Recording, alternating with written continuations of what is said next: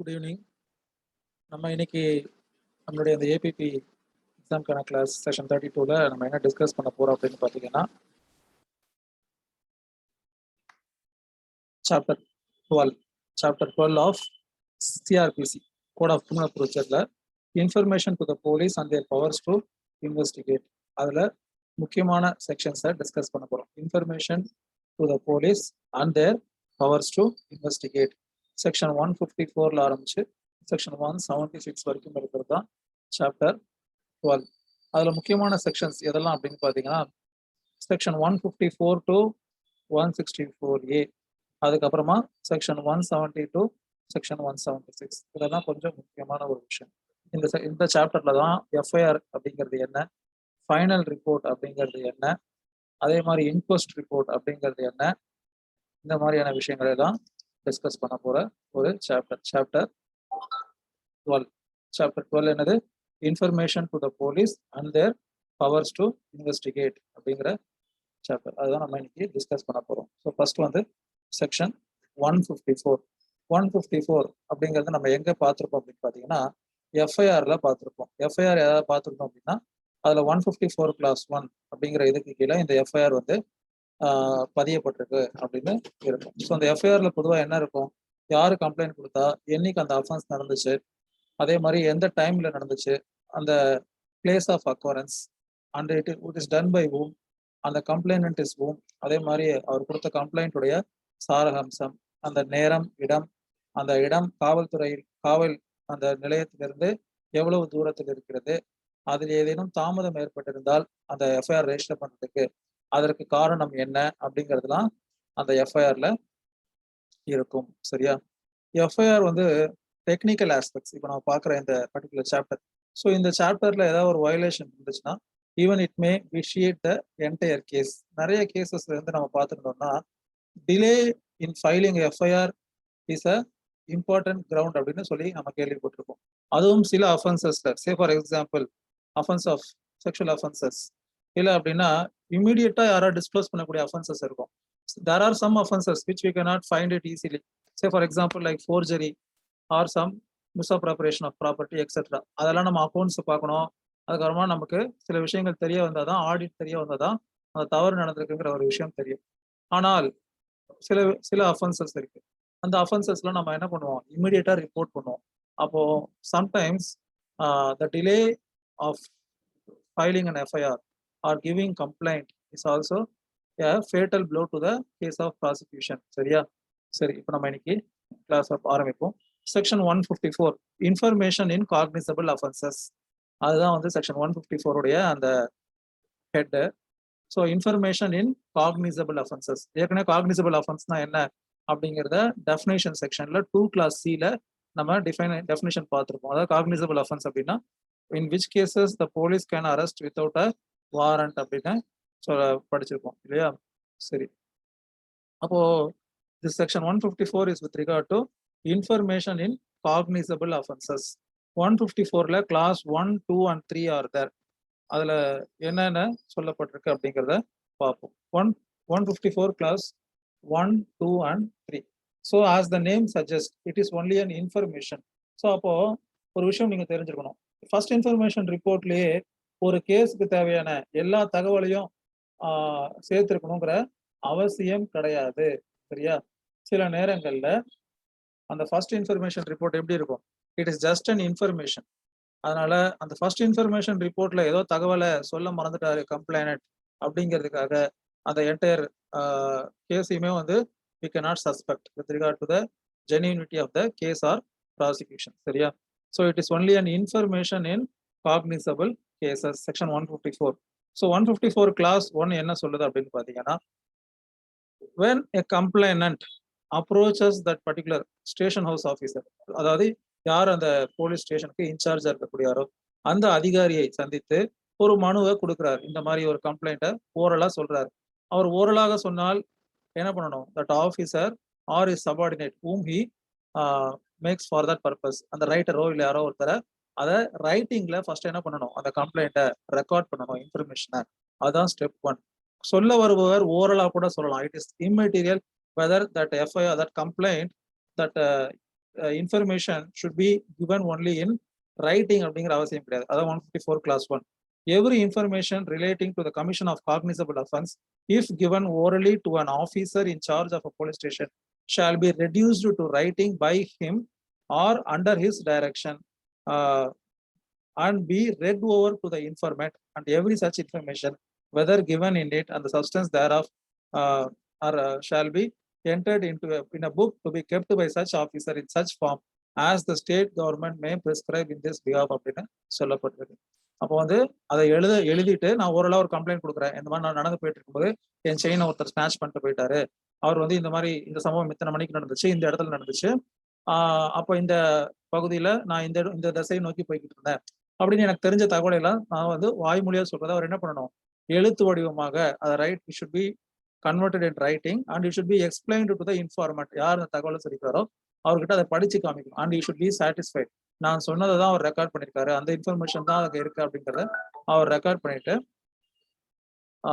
பண்ணணும். ஸோ இதுதான் வந்து பார்த்தீங்கன்னா அதுக்காக இருக்கக்கூடிய புக்ல அதை ப்ராப்பரா ரெக்கார்ட் பண்ணணும். அது 154 class 1. அதே வந்து 154 class 1ல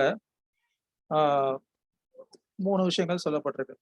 அதே மாதிரி information if it is with regard to offences under section 354A B C D or 375 376A to E or section 509 இதெல்லாமே பார்த்தீங்கன்னா செக்ஷுவல் அஃபென்சஸ் அப்படின்னு சொல்லலாம். செக்ஷன் 354 வந்து outraging the modesty of woman.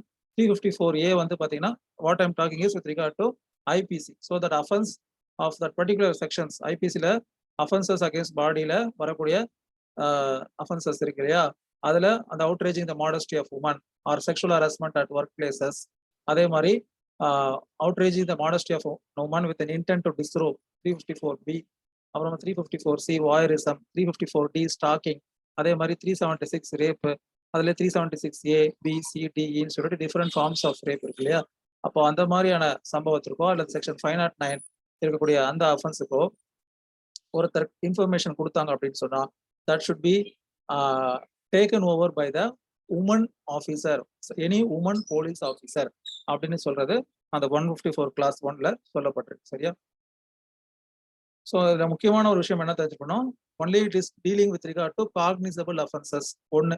அதே மாதிரி even it is given in oral form it should be converted into writing 2. அதே மாதிரி it should be read over to the informant, அதை படிச்சு காமிச்சு அது கரெக்டா இருக்குங்கிறத உறுதிப்படுத்திக்கணும் 3. சரியா?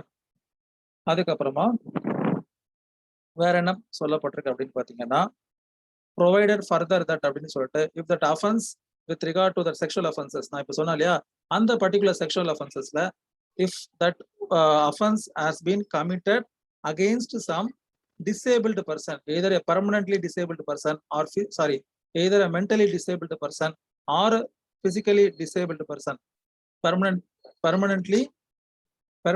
mentally disabled person or physically disabled person அப்படின்னு இருந்தா that recording should be done at the place of that person or a place where that differently abled person is convenient. அந்த இடத்துல போய் தான் அந்த ஸ்டேட்மெண்ட்டை அந்த இன்ஃபர்மேஷனை ரெக்கார்ட் பண்ணணும் அப்படின்னும் அந்த 154 class 1ல சொல்லப்பட்டிருக்கு. சரியா? அப்போ அந்த நபர் சரியா கம்யூனிகேஷன் பண்ண முடியல அப்படின்னு சொன்னா அப்போ அதற்காக இருக்கக்கூடிய ஸ்பெஷல் அந்த டிரான்ஸ்லேட்டர்ஸ் ஆர் எஜுகேட்டர்ஸ் உடைய ஹெல்ப்பின் அடிப்படையில செய்யணும். அதே மாதிரி அந்த இன்ஃபர்மேஷனை வந்து with regard to that offences, sexual offences இன்ஃபர்மேஷனை ரிசீவ் பண்ணும்போது தட் ஷுட் பி வீடியோகிராஃப் அப்படின்னு சொல்லப்பட்டிருக்கு. கிளாஸ் பில என்ன சொல்லப்பட்டிருக்கு, the recording of such information shall be videograph. Recording of which information அப்படின்னு பார்த்தீங்கன்னா that with regard to allegation of committing that offense or attempting to commit that offense of sexual offenses against that differently abled person, differently abled woman. அப்போ அந்த தகவலை வந்து என்ன பண்ணணும், class B படி should be recorded, it should be videographed. Then with regard to class C என்ன பண்ணணும் அப்படின்னு பார்த்தீங்கன்னா சப்சிக்வெண்டா as far as possible, எவ்வளவு சீக்கிரமாக முடியுமோ அவ்வளவு சீக்கிரம் என்ன பண்ணணும், as soon as possible அந்த நபரை வாக்குமூலத்தை ஒரு மேஜிஸ்ட்ரேட் ரெக்கார்ட் பண்றதுக்கான ஏற்பாடை செய்யணும். அது வந்து 154(1)C. அது என்ன சொல்லுதுன்னு பாத்தீங்கன்னா the police officer shall get the statement of the person recorded by a judicial magistrate under class A of subsection 5 capital A of section 164 as soon as possible. 164 என்ன அப்படின்னு பாத்தீங்கன்னா ஜுடிஷியல் கன்ஃபெஷன் அப்படின்னு சொல்லக்கூடிய ஒரு ஸ்டேட்மெண்ட் ரெக்கார்டட் பை மேஜிஸ்ட்ரேட்ஸ் அப்படின்னு சொல்லக்கூடிய ஒரு section. So அதன் அடிப்படையில் ஆஸ் சூன் அஸ் பாசிபிள் இப்போ இந்த மாதிரியான நபர்களுடைய வாக்குமூலத்தை அந்த மேஜிஸ்ட்ரேட் பதிவு செய்வதற்கான ஏற்பாடுகளை அந்த காவல்துறை அதிகாரி செய்ய வேண்டும். தென் 154 clause 2 and clause 3. clause 2 என்ன அப்படின்னு பாத்தீங்கன்னா that FIR should be given free of cost to the informant. அதுதான் clause 2. சரியா? given free of cost to the informant. அப்ப அத FIR ஃப்ரீ ஆஃப் காஸ்ட் யாரு கொடுக்கணுங்கிற அவசியம் கிடையாது, அக்யூஸ்டுக்கு கொடுக்கணுங்கிற அவசியம் கிடையாது. ஆனால் இன்ஃபார்மன்ட் அந்த கம்ப்ளைனண்ட்டுக்கு கொடுக்கணுங்கிற அவசியம் இருக்கு ஆஸ் பர் 154 clause 2. இன்னைக்கு ஆன்லைன்ல அப்லோட் பண்ணிடுறாங்க. Only with regard to some special cases where such disclosure is not advised due to some kind of safety protocols அப்படிங்கிறத தவிர மற்ற அஃபென்சஸ் எல்லாம் இன்னைக்கு அப்லோட் பண்ணிடுறாங்க ஆன்லைன்ல. இருந்தாலும் செக்ஷன் என்ன சொல்லுதுன்னு பாத்தீங்கன்னா, it is the duty of the police officer to give that copy, that FIR copy to the informant free of cost அப்படின்னு சொல்றது clause 2. Then clause 3 என்ன அப்படின்னு பாத்தீங்கன்னா, in cases where that police officer does not register the FIR as provided under section 154 clause 1 அப்படின்னு பாத்தீங்கன்னா, then the superintendent of that particular police division அவங்களுக்கு அவங்க என்ன பண்ணணும், அந்த பர்சன் அந்த கம்ப்ளைண்ட்டை ஃபார்வர்ட் பண்ணணும்.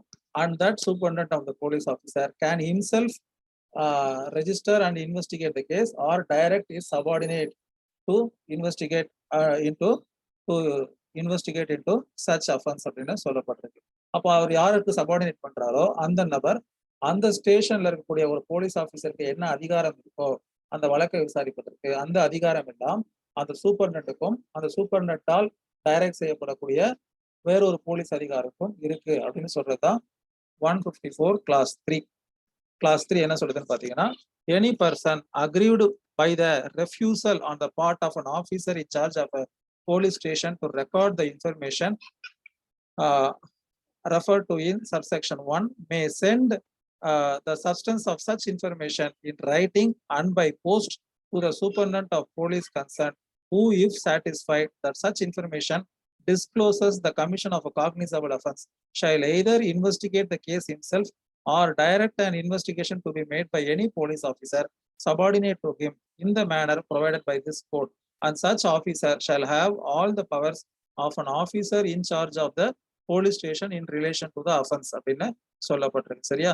அப்போ நம்ம ஸ்டேஷன்ல போய் கம்ப்ளைண்ட் கொடுக்குறோம். அப்போ ரிசீவ் பண்ணனா என்ன பண்ணணும், ஆஸ் பர் 154 clause 3 அதை நம்ம ஒரு போஸ்ட்ல கன்சர்ன் சூப்பர்டென்டென்ட் ஆஃப் போலீஸ்க்கு இந்த மாதிரி நான் பாதிக்கப்பட்டேன், இது சம்பந்தமா கம்ப்ளைண்ட் கொடுக்க ஸ்டேஷனுக்கு போனேன், ஆனால் அங்க இருக்கக்கூடிய அதிகாரி என்னை உதாசீனப்படுத்தினாரே தவிர என்னுடைய புகாரை அவர் ஏற்றுக்கொள்ளவில்லை அப்படிங்கிறத ஃபார்வர்ட் பண்ணணும் ஆஸ் பர் 154 clause 3.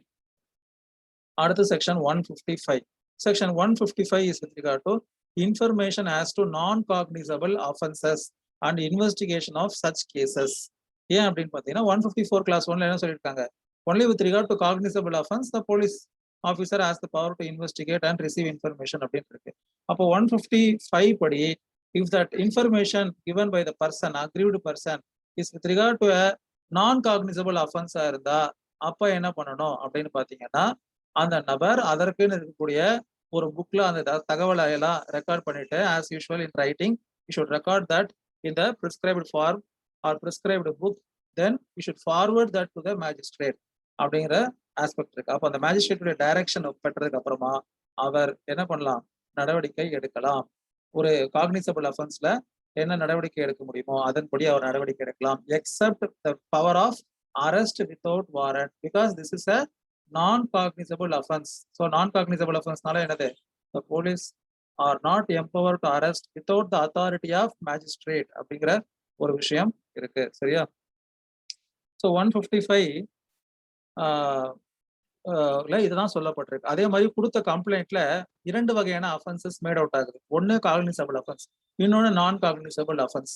அதாவது நான் என் பக்கத்து வீட்டுக்காரன் என்னுடைய வீட்டுல குப்பையை கொட்டி விட்டான் அப்படின்னு நான் சொல்றேன். அந்த குப்பையோடு சேர்ந்து அவன் ஒரு நச்சு பாம்பையும் சேர்த்து என் வீட்டுக்குள்ள போட்டான் அப்படின்னு சொல்றேன். அப்போ ஒரு பார்ட் ஆஃப் இது என்னது, ஒரு சிவில் டிஸ்பியூட் மாதிரி இருக்கு. ஆனா இன்னொரு பக்கம் அவன் என்ன பண்ணிருக்கான், ஒரு அச்சுறுத்த வகையில ஒரு விஷயத்த செஞ்சிருக்கான். அப்ப அப்படின்னா it can be deemed to be in entirety a cognizable offense. அப்போ ஒரு பார்ட் ஆஃப் அஃபென்ஸ் காக்னிசபிள் நான் காக்னிசபிளா இருந்தாலும் கூட ஒட்டுமொத்தமாக அதை காக்னிசபிள் அஃபென்ஸா கணக்குல எடுத்துக்கிட்டு ஒரு போலீஸ் ஆஃபீஸர் 154ல என்ன பவர் என்ன ப்ரொசீஜர் இருக்கோ அதுபடி செயல்படலாம் அப்படின்னு சொல்றதுதான் section 155. So 155 as totally 4 classes. 155 information as to non-cognizable cases and investigation of such cases. 155 class 1. When information is given to an officer in charge of a police station, he shall enter or cause to be entered the substance of the information in a book to be kept by such officer in such form as the state government may prescribe in this behalf and refer the information to the magistrate அப்படின்னு சொல்லப்பட்டிருக்கு. So ஒரு மேஜிஸ்ட்ரேட்டுக்கு என்ன பண்ணணும், அந்த புக்ல record பண்ணதுக்கு அப்புறமா inform பண்ணணும். அதே மாதிரி நீங்க எந்த ஸ்டேஷன்ல போய் இந்த கம்ப்ளைண்ட் கொடுப்பீங்க with regard to the offence அப்படின்னு பாத்தீங்கன்னா where the station which has the jurisdiction, எந்த லிமிட்டுக்கு கீழே வருமோ அந்த ஸ்டேஷன்ல நீங்க கம்ப்ளைண்ட் கொடுக்கணும். சரியா, அது வந்து முக்கியமான கிரைட்டீரியா கிளாஸ் 1லயும் சொல்லப்பட்டிருக்கு. தென் clause 2, no police officer shall investigate a non-cognizable case without the order of the magistrate having power to try such case or commit the case for trial. So அப்போ you should wait for the order of the magistrate.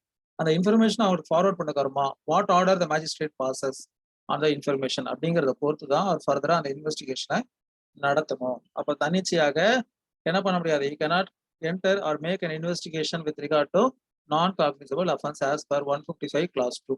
Then 155 class 3 என்ன சொல்லுது அப்படின்னு பாத்தீங்கன்னா, any police officer receiving such order may exercise the same powers in respect of the investigation except the power to arrest without warrant as an officer in charge of a police station may exercise in a cognizable offense or a cognizable case. So அதான் நான் சொன்னது.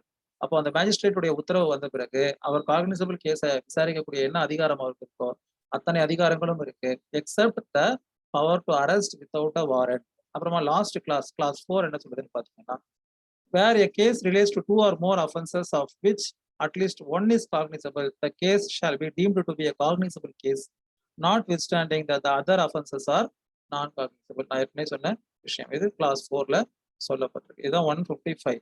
Then 156, section 156 என்ன அப்படின்னு பாத்தீங்கன்னா, police officers power to investigate cognisable cases.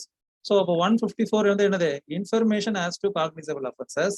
156 என்ன அப்படின்னு பாத்தீங்கன்னா, police officers powers to investigate, அந்த இன்ஃபர்மேஷனை நான் கலெக்ட் பண்ணிட்டேன் ஆஸ் டு அன் அஃபென்ஸ். அப்ப ரெண்டாவது நான் என்ன பண்ணணும், அது சம்பந்தமாக ஒரு விசாரணையை நான் தொடங்க வேண்டும். அது ப்ரிலிமினரி என்கொயரியா இருக்கலாம், இல்ல மெயின் என்கொயரியா இருக்கலாம். But I have to investigate so as to know the truthness of that complaint. அதன் உண்மைத்தன்மையை அறிவதற்கு இன்ஃபர்மேஷனை பெற்றுக்கொண்ட பிறகு, எஃப்ஐஆரை பதிவு செய்த பிறகு நம்ம என்ன பண்ணணும், நிச்சயமாக இன்வெஸ்டிகேஷன் பண்ணணும். So with regard to registering FIR, Lalita Kumari case வந்து ஒரு லேண்ட்மார்க் கேஸ்னு சொல்லலாம். ஏன் அப்படின்னு பாத்தீங்கன்னா, செக்ஷன் 154ல எங்கேயுமே என்ன சொல்லல, for registering or for filing an FIR there is no need for investigation. Complaint receive ஆயிருக்கு and I am satisfied அப்படின்னு சொன்னா, it is my duty to register the FIR அப்படின்னு சொல்லப்பட்டிருக்கு. அப்ப அந்த கேஸ், அந்த லலிதா குமாரி கேஸ்ல supreme court would set out the guidelines with regard to registering an FIR. அப்ப FIR ரெஜிஸ்டர் பண்றதுக்கு police does not have a choice whether to register or not. பிராக்டிக்கலா அது நடக்கிறது இல்ல. But with regard to section 154 பொறுத்த வரைக்கும் it is the duty of that particular police officer who is in charge of the police station to register an FIR on receipt of information of cognizable offenses. சரியா, சரி. இப்போ 156 information அடுத்து investigation என்ன அப்படின்னு பார்ப்போம். Police officers power to investigate cognizable case. Class 1, 156 Class 1. Any officer in charge of a police station may, without the order of magistrate, investigate any cognizable case which a court having jurisdiction over the local area within limits of such station would have power to inquire into or try under the provisions of chapter 13. So chapter 13 பாத்தீங்கன்னா இதுக்கு அடுத்த chapter, the power of magistrate to inquire or trial of a cases அப்படின்னு சொல்றாங்க.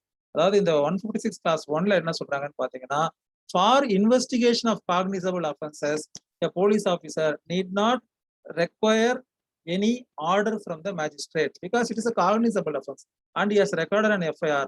அதற்கு அதை பற்றி further investigation பண்றதுக்கு magistrate உடைய ஆர்டர் அவசியம் இல்லை அப்படின்னு சொல்றது 156 Class 1. சரியா, எந்த மேஜிஸ்ட்ரேட்டோட உத்தரவு தேவையில்லை அப்படின்னு பாத்தீங்கன்னா, எந்த மேஜிஸ்ட்ரேட் அந்த வழக்கை விசாரணைக்கு எடுத்துக்கொள்ளக்கூடிய அந்த லோக்கல் ஜூரிஸ்டிக்ஷன்ல இருக்காரோ அவருடைய உத்தரவு தேவையில்லை அப்படிங்கறத இன்னும் விளக்கமாக கொடுக்கப்பட்டிருக்கு. Then clause 2, no proceeding of a police officer in any such case shall at any stage be called in question on the ground that the case was one which such officer was not empowered under this section to investigate. அப்போ அவர் தன்னுடைய அந்த அதிகாரத்தை பயன்படுத்தியது சரியா தவறா என்று எந்த ஒரு வழக்கிலும் கேள்வி எழுப்ப முடியாது. With regard to power of police officer to investigate in a non-cognizable case, அதுல அவர் இன்வெஸ்டிகேட் பண்ணக்கூடிய அந்த விதத்தையோ இல்ல பண்ணியது சரியா தவறா என்பதையோ எந்த ஒரு ப்ரொசீடிங்லயும் ஒரு ட்ரையல்லையும் ஒரு கேள்வியாக எழுப்ப முடியாது அப்படின்னு சொல்றதுதான் clause 2. Then clause 3, any magistrate empowered under section 190 may order such an investigation as above mention. So section 190 நம்ம என்ன பார்த்தோம் அப்படின்னு பாத்தீங்கன்னா காக்னிசன்ஸ் பை மேஜிஸ்ட்ரேட் அப்படின்னு பார்த்தோம். ஒரு மேஜிஸ்ட்ரேட் ஒரு கேஸை எப்ப விசாரணைக்கு எடுத்துக்கலாம் அப்படின்னு பாத்தீங்கன்னா முகாந்தரம் இருக்குன்னு எடுத்துக்கலாம்னு பாத்தீங்கன்னா either based on a complaint by the affected person, அதான் பிரைவேட் கம்ப்ளைண்ட் அப்படின்னு சொல்லுவோம் இல்லையா. பிரைவேட் கம்ப்ளைண்ட்லாம் பாத்தீங்கன்னா நீங்க எப்படி ஃபைல் பண்ணிருக்கோம்னா செக் பவுன்ஸ் கேஸ்லாம் செக்ஷன் 190 கிளாஸ் 1 ரெட் வித் 200 அப்படின்னு போட்டிருப்போம். 1A red with 200. அதுல பி என்ன அப்படின்னு பாத்தீங்கன்னா on police report. So magistrate can first வந்து as per 191A படி can take cognizance on the complaint of the aggrieved person, that is A. B என்ன அப்படின்னு பாத்தீங்கன்னா on the report of the police officer, அதான் அந்த final report அப்படின்னு சொல்லக்கூடிய charge sheet. 173ல நம்ம பார்ப்போம். 173 clause 2 explains about that final report. சரியா? அப்போ அதுபடி அவர் காக்னிசன்ஸ் எடுக்கலாம். அல்லது மூன்றாவதாக ஒரு கேட்டகரி என்ன அப்படின்னு பாத்தீங்கன்னா magistrate as per its own knowledge that some offense has been happen or by otherwise, மேல சொன்ன ரெண்டு விஷயங்கள் தவிர்த்து வேறு மூலமாகவோ அல்லது அவர் நேரடியாக இது இப்படி ஒரு தவறு நடந்திருக்கிறது ஒரு குற்றம் நடந்திருக்கிறதுங்கிறத உணர்ந்து ஒரு வழக்கு விசாரணைக்கு எடுத்தால் அவர் எடுத்துக்கலாம் அப்படின்னு சொல்றாங்க. அப்போ அந்த 190ல அவர் காக்னிசன்ஸ் எடுக்கக்கூடிய அந்த அத்தனை வழக்குகள்லையும் he has the power to direct the police to conduct investigation with regard to cognizable case. அதுதான் வந்து இந்த 156 கிளாஸ் 3ல சொல்லப்பட்டிருக்கக்கூடிய விஷயம். அதாவது magistrate can direct the police to investigate with regard to the case which he takes cognizance at inquiry or trial. சரியா? இது 156 clause 3. இதோட 156 முடிஞ்சிருச்சு. That is with regard to power of police officer to investigate cognizable case. சரியா? Then 157 procedure for investigation. So அப்போ investigation பண்ணலாம் அப்படின்னு சொல்லிட்டாங்க, பவரை பத்தி சொல்லப்பட்டிருக்காங்க. What is the procedure to be followed in investigation அப்படின்னு சொல்றதுதான். லாவே பாத்தீங்கன்னா கோடிஃபைட் லால என்ன ஒரு பியூட்டினா அதை ஒரு அடுக்கி கரெக்டா ஒரு செக்ஷனுக்கு அடுத்து வரக்கூடிய செக்ஷன் அதனுடைய தொடர்ச்சியாக இருக்கும். ஸோ நம்ம ஒரு இது ஃபுல்லா ஒரு சாப்டர் ஃபுல்லா பார்த்தோம் அப்படின்னா ஒன்னோட அடுத்தடுத்து வர்றது எல்லாமே ஒன்னோட ஒண்ணு தொடர்புடையதாக இருக்கும். சரி, 157 என்னன்னு பார்ப்போம். Procedure for investigation. அதுல 2 கிளாஸஸ் கொடுக்கப்பட்டிருக்கு. என்ன அப்படிங்கிறத பார்ப்போம்.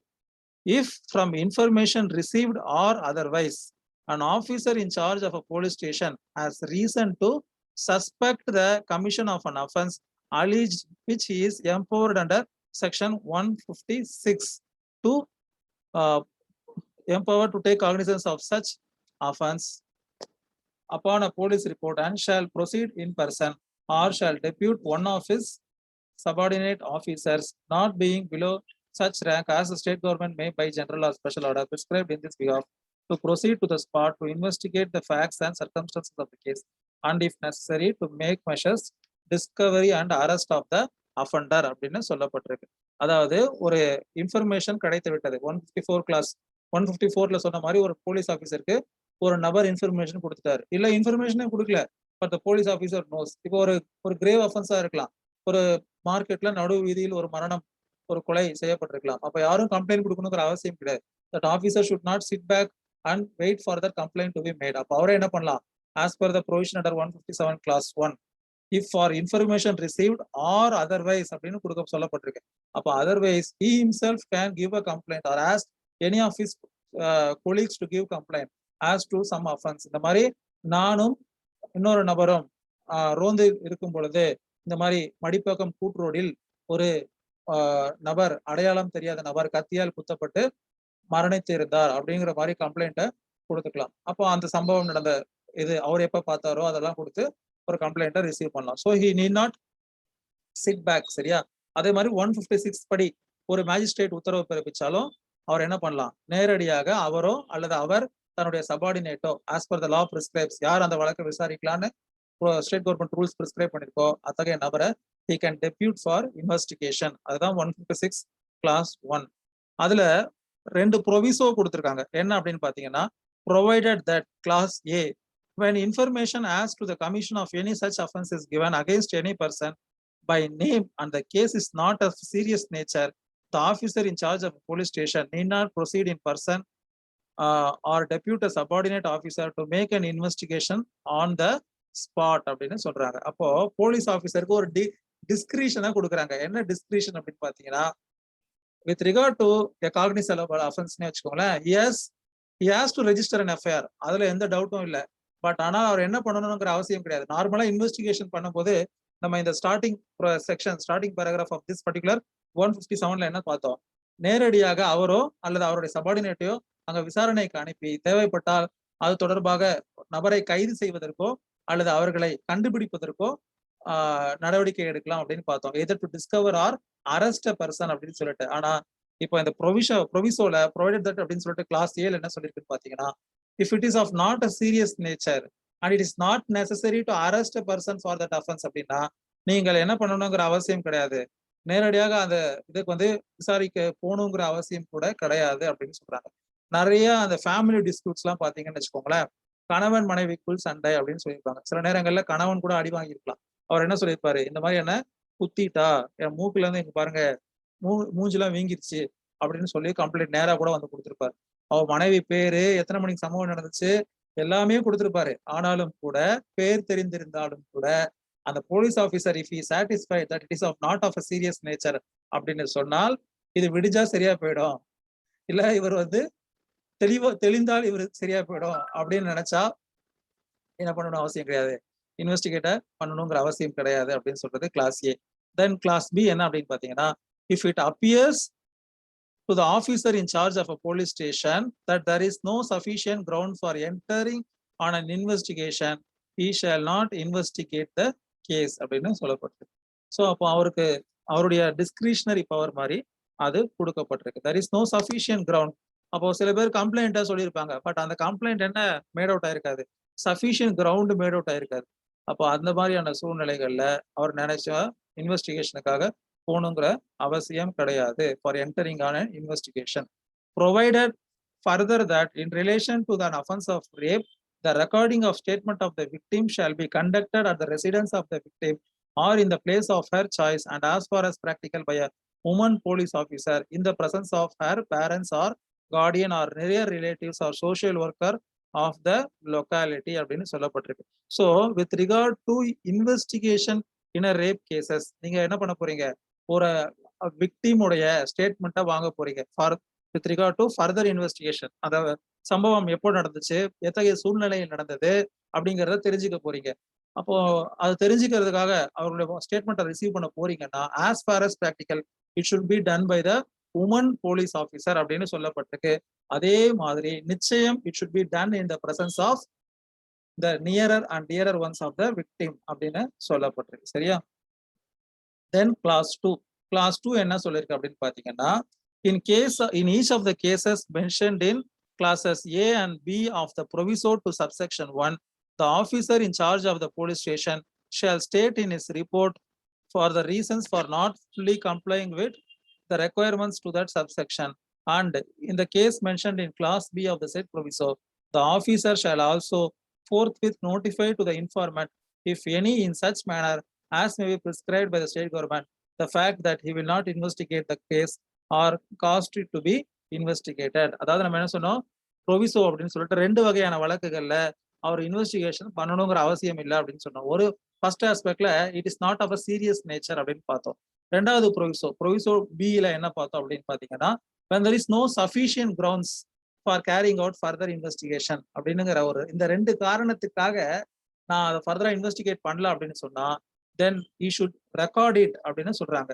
he should record it and he should inform to the informant. அதாவது யார் உங்களிடம் அந்த புகாரை கொடுக்க வந்தாரோ அவர்கிட்ட சொல்லிடணும், இந்த வழக்குல ஃபர்தரா எந்த இன்வெஸ்டிகேஷனும் என்னால் செய்ய முடியாது அல்லது நான் செய்ய விளையவில்லை அப்படிங்கிறத சொல்லிடணும். சரியா?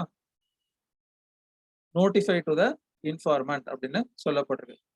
அதே மாதிரி you should make a report with regard to not complying why he is not investing whether in what aspects that particular information falls to the proviso whether under proviso A or proviso B of 157 class 1 அப்படிங்கிறத சொல்லணும். Whether it is not of a serious nature or whether there is no sufficient grounds. ஏன்னா இந்த ரெண்டு விலக்கு மட்டும் தான் அளிக்கப்பட்டிருக்கு with regard to investigation. அப்போ இந்த ரெண்டு பிரிவுகளில் எதுல நீங்க அப்படி ஃபீல் பண்றீங்க, in which way it appears to you அப்படிங்கிறத that police officer has to record and forward it to the government concern.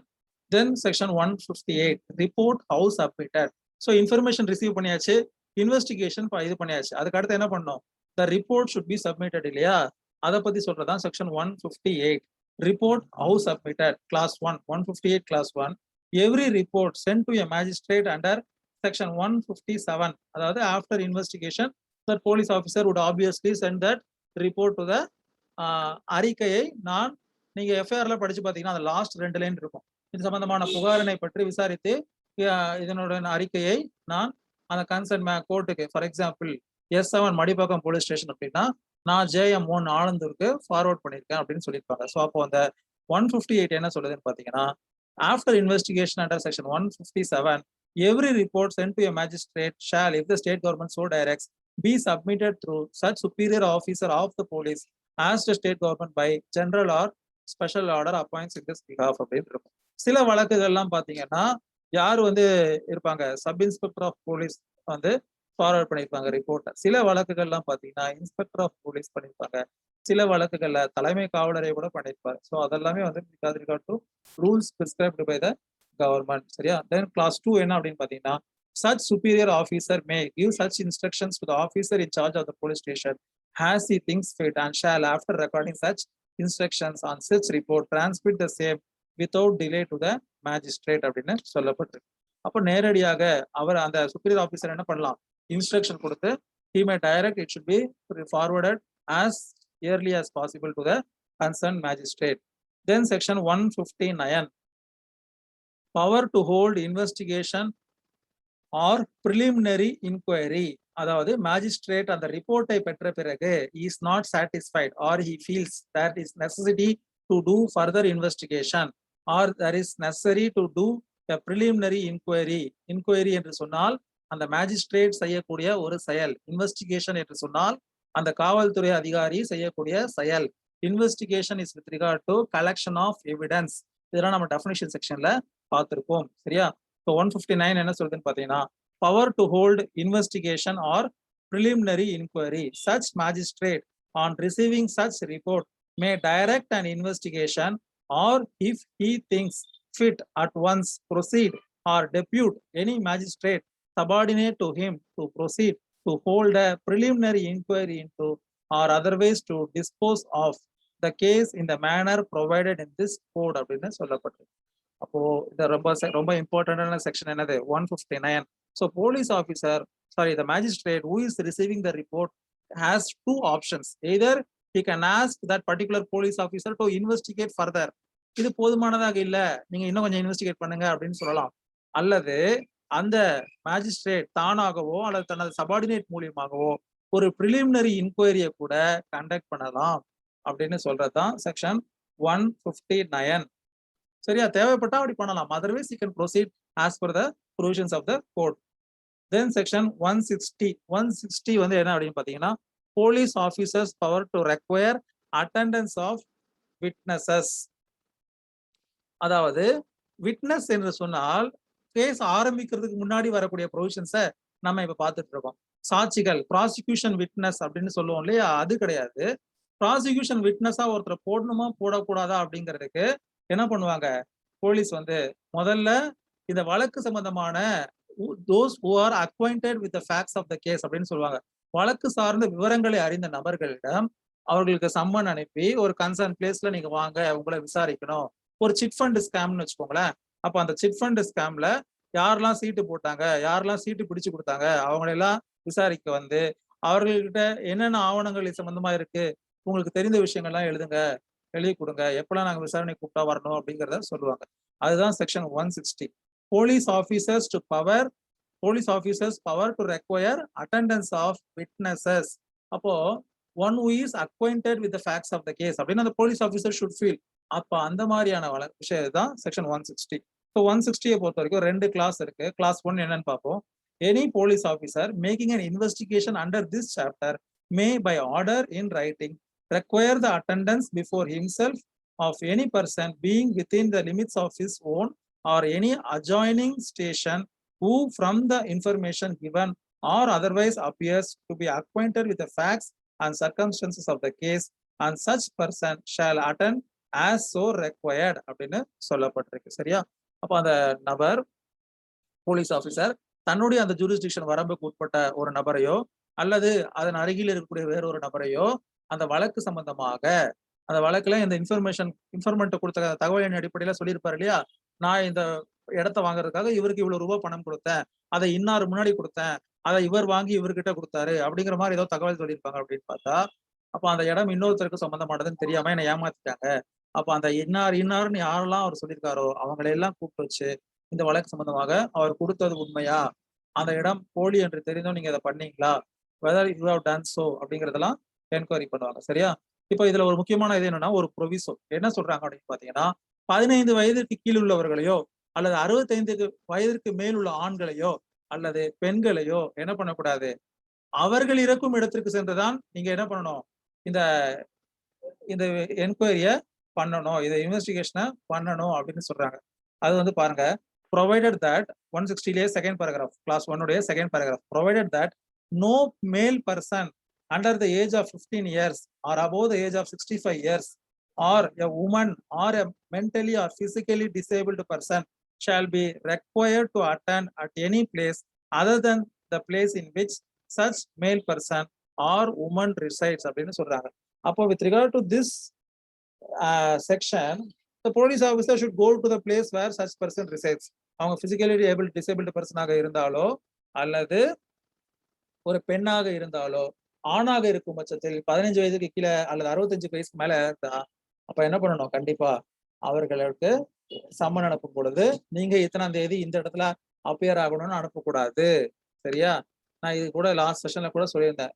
ஒரு இன்கம் டேக்ஸ் கேஸ்ல என்ன பண்ணிருப்பாங்க, நளினி சிதம்பரம்க்கு ஒரு சம்மன் இஷ்யூ பண்ணிருப்பாங்க to appear before particular date on particular day as per section 160 அப்படின்னு சொல்லி போட்டு வந்திருப்போம். அப்ப அவங்க என்ன சொல்லியிருப்பாங்கன்னா, as per this proviso, the woman cannot be directed to appear on particular place, but they should come to the place of such woman. அதனால அந்த சம்மனை ரத்து பண்ணியிருப்பாங்க. சரியா? 482 டைரக்ஷன்ல. சரி, okay.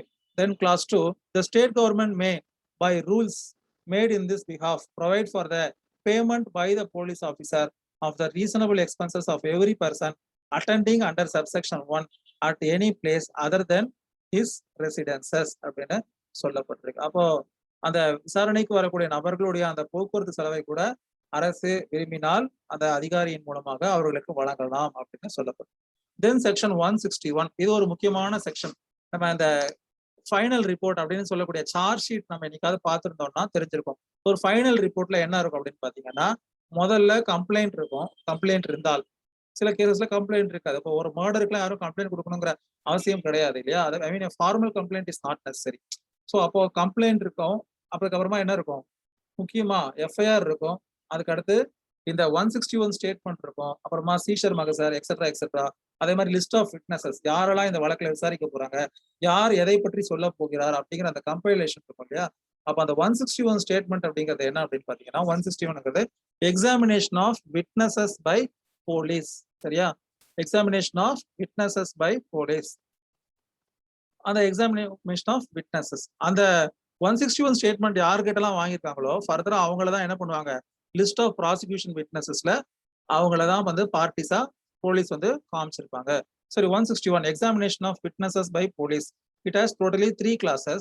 First, class 1, any police officer making an investigation under this chapter or any police officer not below such rank as the state government may by general or special order prescribed in this behalf, acting on the requisition of such officer, may examine orally any person supposed to be acquainted with the facts and circumstances of the case அப்படின்னு சொல்லப்பட்டிருக்கு.